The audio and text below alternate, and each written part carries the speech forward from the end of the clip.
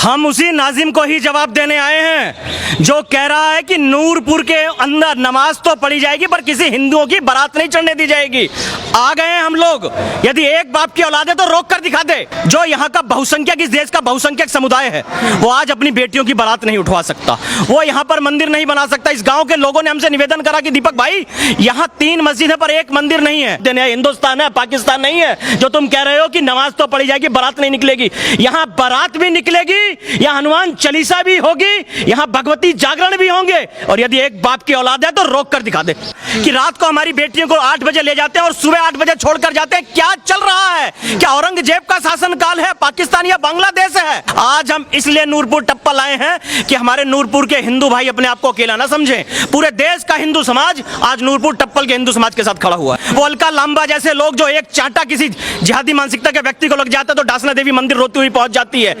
वो सोनिया गांधी की बेटी जो चली जाती है हाथरस, वो राहुल गांधी पागल, वो चला जाता है। पर आज यहाँ पर कोई रोने नहीं आया क्योंकि आज यहाँ हिंदू पिट रहा है। इस देश के अंदर बहुसंख्यक हो गई तो लोकतंत्र समाप्त हो जाएगा। लोकतंत्र यहाँ पर जब तक है, जब तक हिंदू है। जिस दिन हिंदू अल्पसंख्यक हुआ, लोकतंत्र खत्म, यहाँ शरीयत का शासन लग जाएगा। और ये वो करना चाहते हैं। यदि भाईचारा है तो जिस प्रकार हम खुले दिल से अपने मंदिरों में रोजा इफ्तियार कराते हैं, तो आप भी खुले दिल से कभी अपनी मस्जिदों के अंदर कन्या पूजन करवा दो, हनुमान चालीसा के पाठ करवा दो, तब तो हम मानेंगे भाईचारा है। भाईचारा केवल हिंदुओं की तरफ से तो नहीं चलेगा मेरे भाई। 1946 16 अगस्त को बंगाल के अंदर 3500 हिंदुओं को कटवा दिया था एक मौलवी ने। उस पर कोई नहीं बोला। बंगाल के अंदर आज जो हो रहा है उस पर कोई नहीं बोला। जब हिंदू खड़ा हो जाता है तो इनका इस्लाम खतरे में आ जाता है। उससे पहले कहाँ चले जाते हैं? हमारा हिंदू समाज अपना पुरुषार्थ भूल चुका है। उसे अपने पुरुषार्थ को जगाने की जरूरत है और कुछ नहीं है। ये देश हिंदुओं का था, हिंदुओं का है और सनातन का हमेशा रहेगा। कोई आकर के बोला उन लोगों से कि हम तुम्हारा मंदिर खड़ा होकर के बनवाते हैं? कोई नहीं बोलेगा। क्यों? क्योंकि उन लोगों को वोट चाहिए, इन लोगों को नोट चाहिए। लेकिन पिस्ता कौन है? मिडिल क्लास, गरीब, हिंदू समाज। मुगलों के टाइम, मुगलों के काल में तलवारों के जोर पर सलवार पहन ली। वो आज हमें बताते हैं कि सनातन को हमने पैदा किया है। ये सनातन पूरे विश्व की संस्कृति है, सिर्फ हिंदुस्तान की नहीं है। सनातन पूरे विश्व को जीना सिखाता है, जीने का महत्व देता है सनातन। तो नमस्कार, आज हम नूरपुर में हैं। नूरपुर के लिए मस्जिद के सामने होकर नमाज नहीं होगी, इस तरह के बयान आ रहे हैं। और साध्वी प्रज्ञा ने भी ऐलान कर दिया है कि मस्जिद के अंदर हम हवन करेंगे। आज इसको देखते हुए यहाँ पर पुलिस प्रशासन कड़ी मुस्तैदी के साथ खड़ा हुआ। अगर नाजिम अली इस बात को कहते हैं तो ना तो पुलिस प्रशासन है FIR करता है और ना ही उस पर किसी तरह की कार्रवाई होती है। आज यहाँ पर तमाम लोग हैं, हम चर्चा करते हैं। भाई जी, क्या नाम होगा? दीपक सिंह, हिंदू राष्ट्रीय अध्यक्ष, हिंदू फोर्स। दीपक जी, सबसे बड़ी बात है, नाजिम अली है कहते हैं कि मस्जिद के सामने होकर के बारात नहीं चढ़ेगी। इस तरह का क्या दिखाना चाहते हैं हिंदुस्तान के अंदर? हम उसी नाजिम को ही जवाब देने आए हैं जो कह रहा है कि नूरपुर के अंदर नमाज तो पढ़ी जाएगी पर किसी हिंदुओं की बारात नहीं चढ़ने दी जाएगी। आ गए हैं हम लोग। यदि एक बाप की औलाद है तो रोक कर दिखा दे। देश का सांप्रदायिक माहौल बिगाड़ने की कोशिश मत करो केवल अपनी पब्लिसिटी चमकाने के लिए। इस नूरपुर टप्पल के अंदर क्या चल रहा है भाई साहब?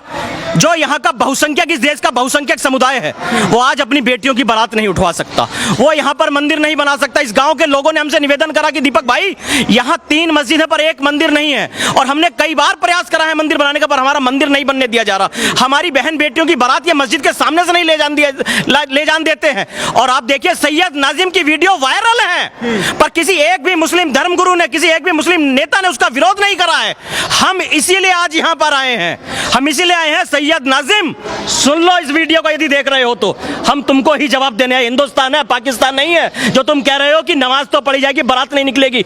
यहाँ बारात भी निकलेगी, यहाँ हनुमान चालीसा भी होगी, यहाँ भगवती जागरण भी होंगे। और यदि एक बाप की औलाद है तो रोक कर दिखा दे। सबसे बड़ी बात है कि हमने देखा कश्मीर देखा, बंगाल देखा, अब नूरपुर हमें देखने को मिल रहा है। इसी तरह की घटना हमने कैराना के अंदर भी देखी कि मकान बिका हुए हैं। इस तरह का कब तक चलता रहेगा? कहते हैं कि हमारी तो हिंदूवादी सरकार बैठी हुई है। अब हिंदुओं को संगठित और एक होने का समय आ गया है। बंगाल के अंदर हमारे घरों से हमारी बेटियों को खींच के ले जाया जा रहा है।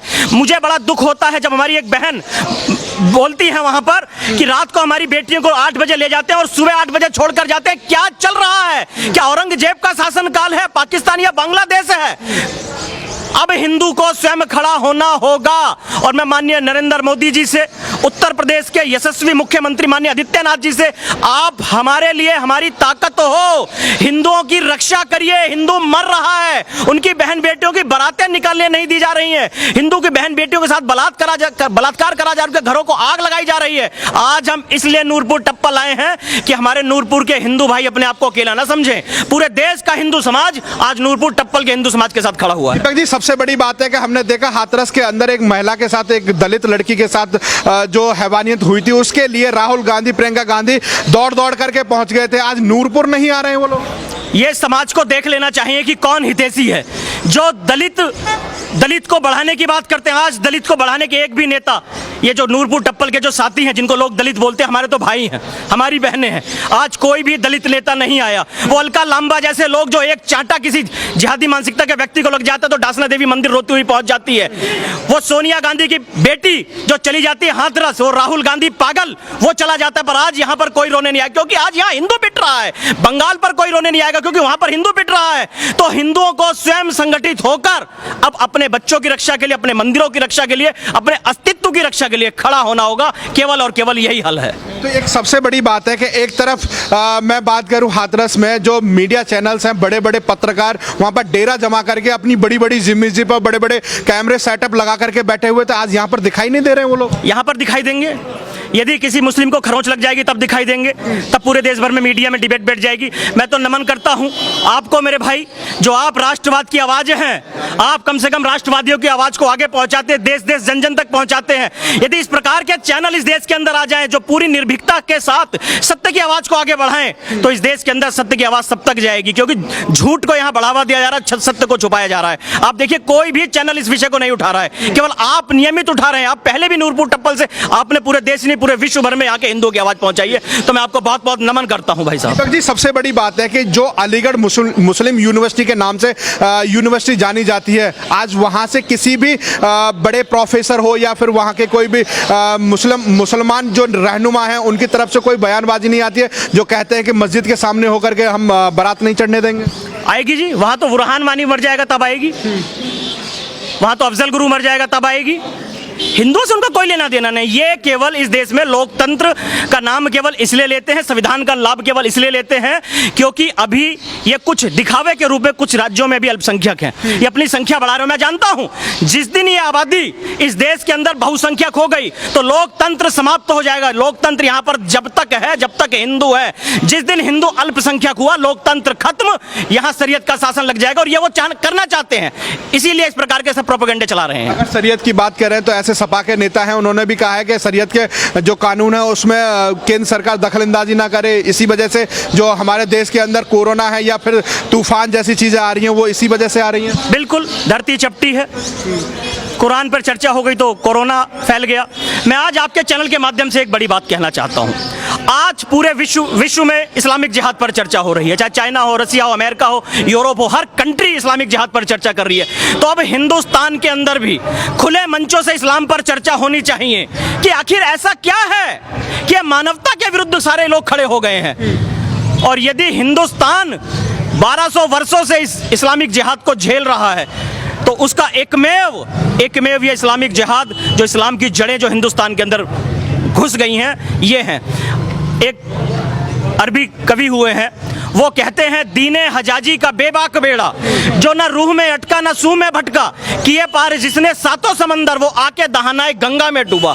दीने हजाजी का वो बेड़ा जो अरब से चला और जो रौंदता हुआ इराक, अफगानिस्तान सबको रौंदता हुआ यहाँ पर आकर वो डूब गया था। पर अब 1947 में इस देश का बंटवारा इन्होंने मजहब के आधार पर करवाकर दिखा दिया कि हम तुमसे अलग हैं, हम तुम्हारे साथ नहीं रह सकते। अभी भी आप देख लिए यहाँ कई पाकिस्तान बनने की बात हो रही है। बंगाल के भी एक नेता ने भी कहा था, कश्मीर के भी एक नेता ने पीछे कहा था कि हम कई पाकिस्तान यहाँ पर बनाएंगे हिंदुस्तान के अंदर। जी, सबसे बड़ी बात है कि जैसे कि मैं इस नूरपुर गांव के अंदर आया था तो वहां पर कुछ मुस्लिम बुजुर्ग लोग थे, उनसे मैं चर्चा कर रहा था। उन्होंने भाईचारे की मिसाल दी थी, बोले कि 1947 में यहाँ पर एक पक्षी तक नहीं मारा गया था, पूरे हिंदुस्तान में कत्लेआम मचाया गया था। तो आज ऐसी क्या मजबूरी आन पड़ी कि जो मकान बिका हुआ है, घर बिका हुआ है, हिंदू पलायन करने के लिए मजबूर है?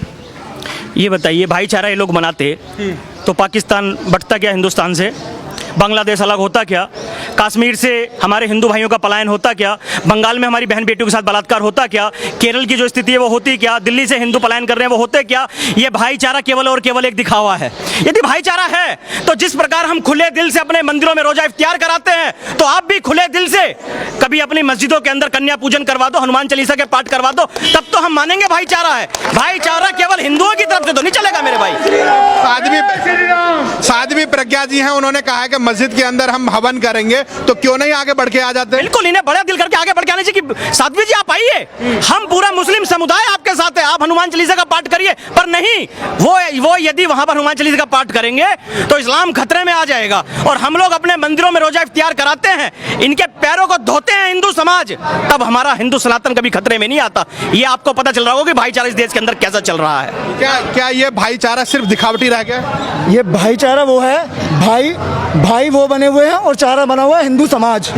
हिंदू समाज सिर्फ चारा बना है। 7वीं शताब्दी से लेके हिंदू समाज 7वीं शताब्दी से लेके और 1947 तक सिर्फ चारा बना।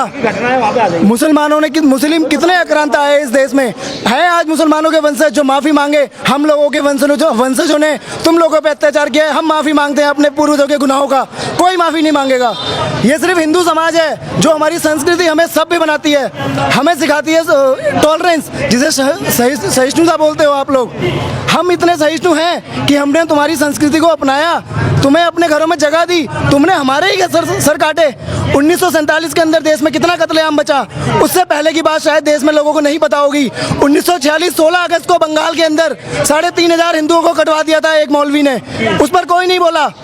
बंगाल के अंदर आज जो हो रहा है उस पर कोई नहीं बोला। जब हिंदू खड़ा हो जाता है तो इनका इस्लाम खतरे में आ जाता है, उससे पहले कहाँ चले जाते हैं। ओवैसी जो तेरा वो है ना, यहाँ पर नमाज जो बंदा है यहाँ पे, उसको बोल दे, अगर वो है तेरी हिम्मत तो टी राजा से टक्कर लेने की नहीं होती, उसने तेरी ऐसी तैसी कर रखी है वहाँ। तेरा ये बंदा यहाँ पर आके ऐसे बोलता है, उसको बोल हमारे सामने आके बोले। उसकी जो उसने बयान दिया है ना, हम बोल भी नहीं सकते, क्योंकि हमारी सभ्यता है कि बहन बेटियां सबकी सांझी होती हैं, ये हमारी सभ्यता है। सबसे बड़ी बात है, सांसद सतीश गौतम है, उन्होंने कहा है कि हमारी बहन बेटियों की तरफ जो भी आंख उठा करके देखेगा उनको अच्छे वाला सबक सिखाया जाएगा। एक तरफ उसी के बाद जो नजीम अली हैं वो कहते हैं कि हम बारात नहीं निकलने देंगे, इस तरह की धमकी देते हैं। इस देश के अंदर सांसदों की, चीफ मिनिस्टर्स की, पीएम मोदी की और जितने भी राजकीय तंत्र हैं, उनकी मजबूरियां हो सकती हैं अपने बयान देने की। हिंदू समाज की कोई मजबूरी नहीं है। अगर तुम्हें बोलना है, तुम्हें अपने हक के लिए लड़ना है, तो तुम्हें खुद खड़ा होना पड़ेगा, कोई नहीं आएगा तुम्हें बताने के लिए। भगवान राम और लक्ष्मण ने जब समुद्र मंथन के टाइम पर क्या नाम है, समुद्र देव जब आकृत नहीं हो रहे थे सामने रास्ता देने के लिए, उनको भय दिखाया कि भय भी न होए ना प्रीति, जब ही उसने रास्ता दिया। तो तुम अपने पुरुषार्थ को क्यों भूल चुके हो? हिंदू तो दिखा रहे हैं ना, भय तो दिखा रहे हैं, वो भय दिखा रहे हैं। हमारा हिंदू समाज अपना पुरुषार्थ भूल चुका है, उसे अपने पुरुषार्थ को जगाने की जरूरत है और कुछ नहीं है। ये देश हिंदुओं का था, हिंदुओं का है और सनातन का हमेशा रहेगा।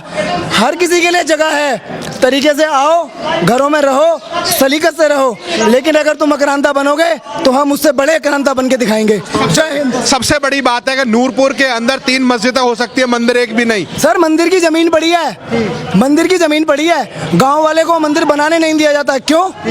कहाँ है सरकारें, कहाँ है यहाँ का प्रजातंत्र, कहाँ है पुलिस फोर्स?